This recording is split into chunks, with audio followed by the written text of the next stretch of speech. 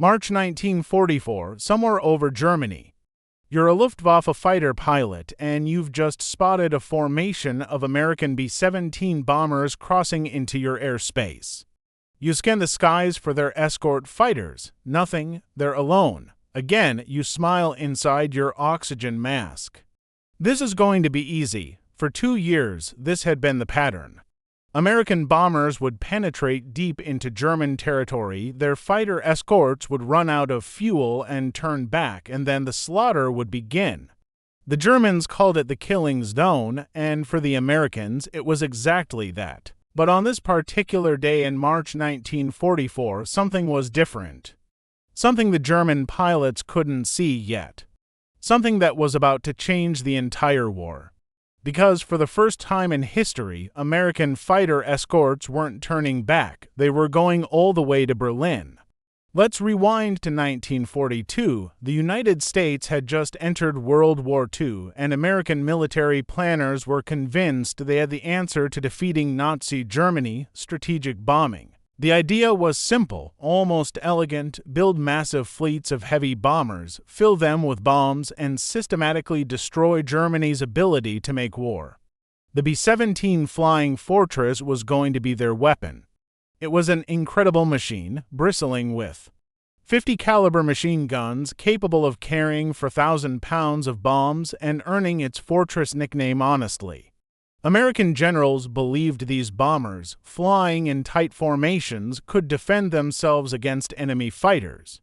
They'd create overlapping fields of fire so dense that no German fighter would dare approach. They were wrong. The first major test came in August 1943 during a raid on the ball-bearing factories in Schweinfurt and the Messerschmitt plant in Regensburg. These weren't just random targets. Ball bearings were essential to virtually every piece of German military equipment. Take out the ball-bearing factories, the thinking went, and you cripple the entire German war machine. 230 bombers took off that morning. The American crews were confident, even cocky. But as they crossed deeper into Germany, their fighter escorts, P-47 Thunderbolts and Spitfires, reached their fuel limits and had to turn back. That's when the Luftwaffe struck. Wave after wave of German fighters, Messerschmitt Bf-109s and Focke-Wulf 190s, tore into the bomber formations. They attacked head-on, exploiting the one weak point in the B-17's defensive armament. They used rockets fired from outside the range of the bombers' guns. They coordinated their attacks with brutal efficiency. The carnage was unimaginable. Bombers exploded in midair. Others, engines smoking and wings shredded, spiraled toward the earth. Parachutes dotted the sky like tragic confetti. The bomber crews, just kids really, most of them not even 20 years old, fought desperately. They fired their guns until the barrels glowed red. They watched their friends die in aircraft just feet away. And there was nothing they could do but press forward. 60 bombers didn't come home that day. That's 600 men dead or captured. The survivors landed their shot-up aircraft, climbed out, and many simply broke down. Some crews refused to fly again, others flew their next missions in a state of barely controlled terror. But the Air Force Command didn't give up. They couldn't. If strategic bombing didn't work, what was the alternative? A ground invasion of Europe would cost hundreds of thousands of lives, so they tried again. In October 1943, they went back to Schweinfurt. This time, they lost 77 bombers in a single day. The 8th Air Force was being bled white. At this rate, the entire strategic bombing campaign would collapse within months. The problem was brutally simple. Bombers couldn't survive deep penetration missions into Germany without fighter escort. But no American fighter had the range to escort them all the way to the targets and back. The P-47 Thunderbolt was a beast of a fighter, but it could only escort bombers about 200 miles into Germany before having to turn back. The P-38 Lightning had better range, but was mechanically unreliable and struggled at high altitude. The British Spitfire, while magnificent, had even less range than the P-47. There was a gap, a deadly gap between where the escorts turned back and where the bombers reached their targets. The Germans called this the Reichsverteidigungs, the Reich Defense Zone. The Americans had a simpler name, Hell. German fighter pilots would orbit just beyond the escort range, waiting. They knew exactly where the American fighters would turn back.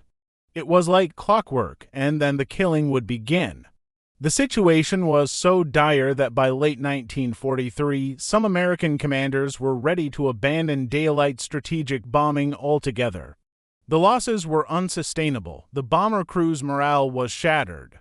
Something had to change, or the entire strategy would fail. The answer was already sitting on airfields in England, but almost nobody realized it yet.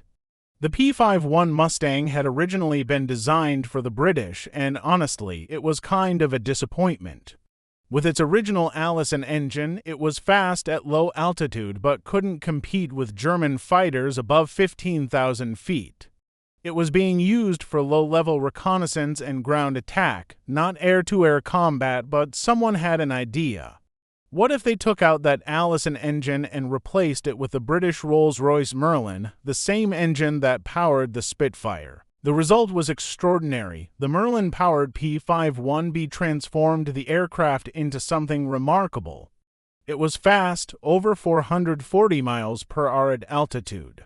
It was maneuverable, able to turn with anything the Germans could throw at it. And most importantly, when fitted with drop tanks, it had the range to escort bombers to any target in Germany and back. But there was skepticism. Fighter pilots were prima donnas, trained to hunt enemy aircraft and rack up kills. They saw bomber escort as boring, defensive work. Why would elite fighter pilots want to babysit slow, lumbering bombers? That's where leaders like Major General Jimmy Doolittle came in. In January 1944, Doolittle took over command of the 8th Air Force, and he made a radical change. He ordered the fighter pilots to stop flying close escort, weaving back and forth above the bombers. Instead, they were to aggressively hunt German fighters, to take the fight to the Luftwaffe wherever they could be found. It was a psychological masterstroke. Fighter pilots weren't babysitters anymore, they were hunters. And the P-51 Mustang was their weapon. The first long-range escort mission to Berlin happened on March 4, 1944. Think about what that meant.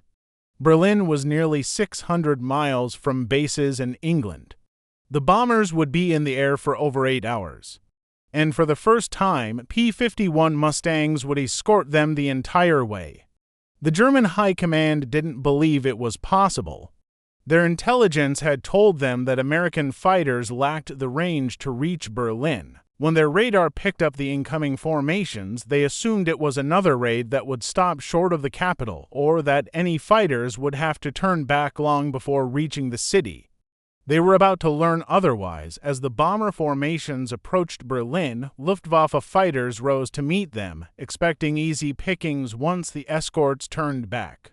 But the escorts didn't turn back. The P-51 stayed with the bombers, and when the German fighters attacked, the Mustangs were waiting. The fighting was vicious. The Mustang pilots discovered their aircraft could do things they'd only dreamed about. It could outturn the Messerschmitt 109, it could outdive the Focke-Wulf 190, and it could keep fighting all the way to Berlin and back. German pilots who had become accustomed to attacking defenseless bombers suddenly found themselves in fair fights, and they didn't like it. Some of the Luftwaffe's most experienced pilots were shot down over their own capital. The psychological impact was devastating, but the P-51's greatest weapon wasn't just its performance. It was its range, because now German fighters had nowhere to hide. The Americans could escort bombers anywhere, to any target, and the Luftwaffe would have to come up and fight in conditions that favored the Americans. The German Air Force was being forced into a war of attrition it couldn't win. Every fighter lost was a fighter they struggled to replace. Every experienced pilot killed was irreplaceable. The training pipeline couldn't keep up. Meanwhile, American factories were producing P-51s by the thousands. The numbers tell part of the story, but they can't capture what it felt like. For the bomber crews, the arrival of the P-51 meant something profound: hope. Before the Mustang, flying deep into Germany was close to a death sentence. Most bomber crews were required to fly 25 missions before rotating home. With loss rates sometimes exceeding 10% per mission, the statistics were grim. You were more likely to die than complete your tour. But with P-51 Escort, the loss rates dropped dramatically. Not 2-0, the missions were still incredibly dangerous, but from catastrophic to survivable. Bomber crews would cheer when they saw the distinctive profile of Mustangs joining their formation. Some pilots would waggle their wings in greeting. It was more than just tactical support. It was a lifeline. One bomber pilot later wrote, "The first time I saw Mustangs over Berlin, I actually started crying. I don't think I'd really believed I would survive the war until that moment." For the German defenders, the P-51 was a nightmare. Luftwaffe pilots who had been veterans, confident in their skills and their aircraft, suddenly found themselves outmatched. They were losing air superiority over their own homeland. The psychological effect rippled through the entire German war effort. If American fighters could appear over Berlin at will, if the Luftwaffe couldn't even defend the capital, what did that say about Germany's chances of winning the war? But the P-51's impact went beyond just protecting bombers. Remember Doolittle's order to aggressively hunt enemy fighters? The Mustang pilots took that to heart. They wouldn't just defend the bombers during the actual bombing run. They would strafe German airfields. They would attack enemy aircraft on the ground. They would hunt German fighters wherever they could be found.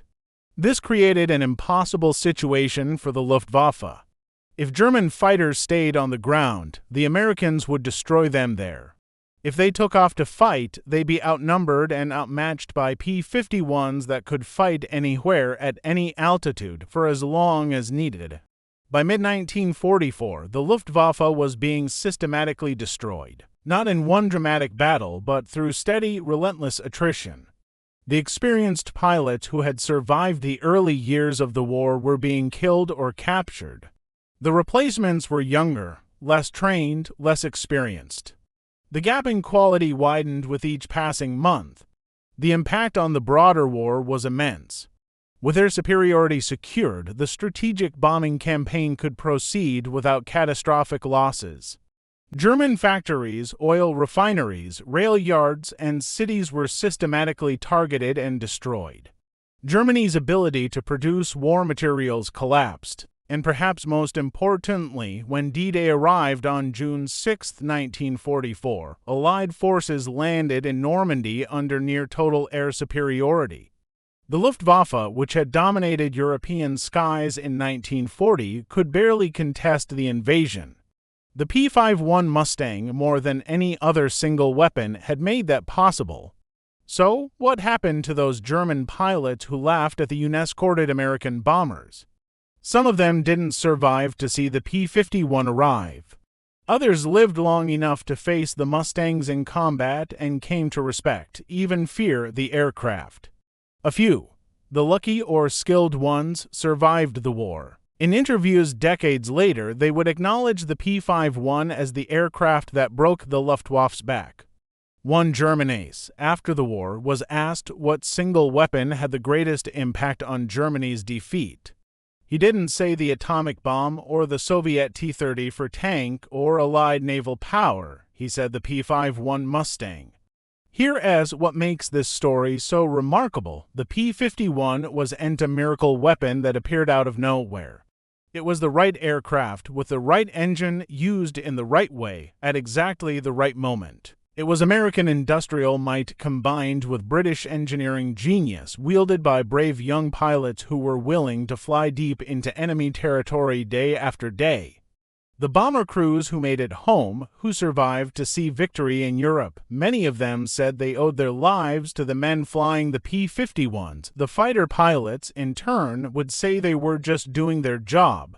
But it was more than that. The P-51 Mustang escort campaign wasn't just a military operation. It was a turning point, the moment when the Allies seized permanent air superiority over Europe and made victory not just possible, but inevitable. Those German pilots who had laughed at the unescorted bombers learned a hard lesson in war. Overconfidence is dangerous. And underestimating your enemy, even more so, the American bombers came back. And this time, they brought the P-51 Mustangs with them.